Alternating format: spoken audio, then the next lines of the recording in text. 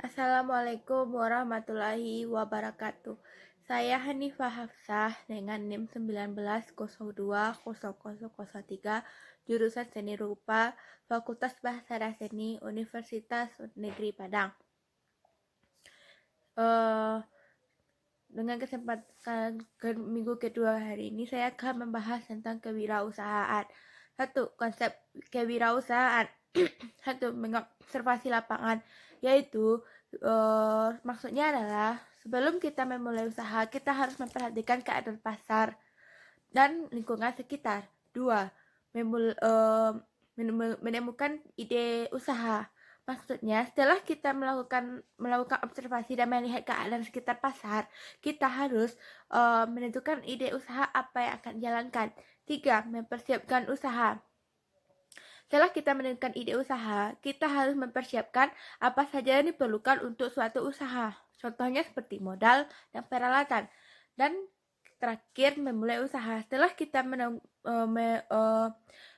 menyusun ide-ide dan langkah selanjutnya, yaitu kita akan memulai usaha yang telah kita rencanakan sebelumnya.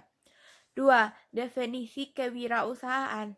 Kewirausahaan adalah suatu usaha yang dilakukan dengan menggunakan waktu dan kegiatan yang disertai dengan modal, usaha, risiko, dan jasa.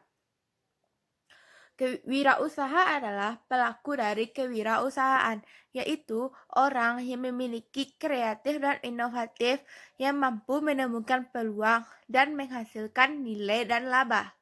Salah satu pendapat ahli, yaitu Sueharto Prawiro, mengatakan bahwa kewirausahaan adalah suatu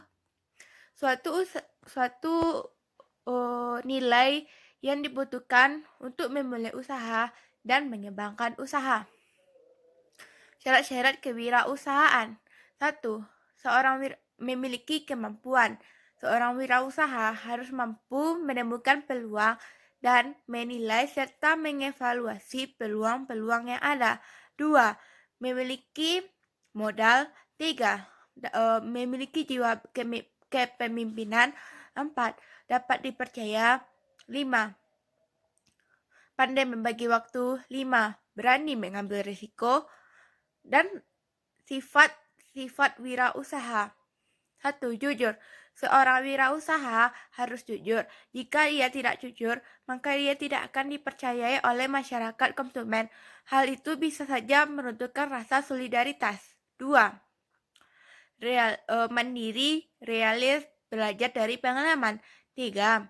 Dapat dipercaya. 4. Memperhitungkan resiko. 5. Percaya diri.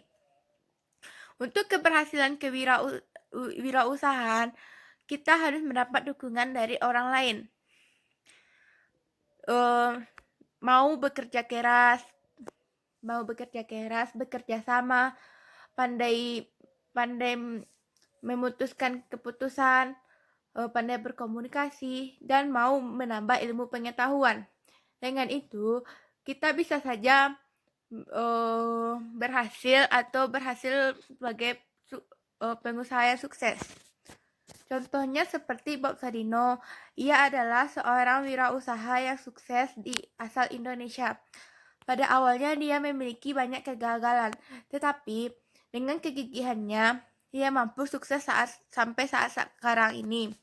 Yang pada awalnya ia hanya sebagai sopir, lalu mengalami kegagalan, dan memulai usaha sebagai penjual telur, dan terus berkembang sebagai penjual daging ayam, dan terus berkembang lagi dan memiliki sebuah supermarket bernama Kimchi, sehingga ia sukses sampai sekarang ini.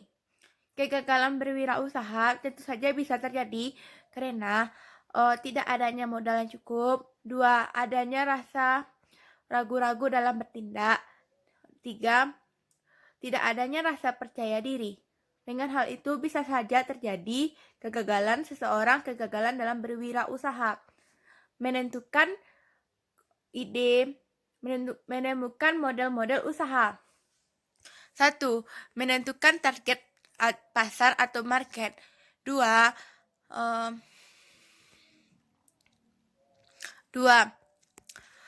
Menentukan produk apa yang akan dijalankan. 3. paham dengan proses bisnis. 4. Menemukan teman usaha atau bisnis. 5. Membuat strategi. Dan terakhir, menyusun data dan mengumpulkan modal. Etika dan hukum bisnis. Hukum bisnis adalah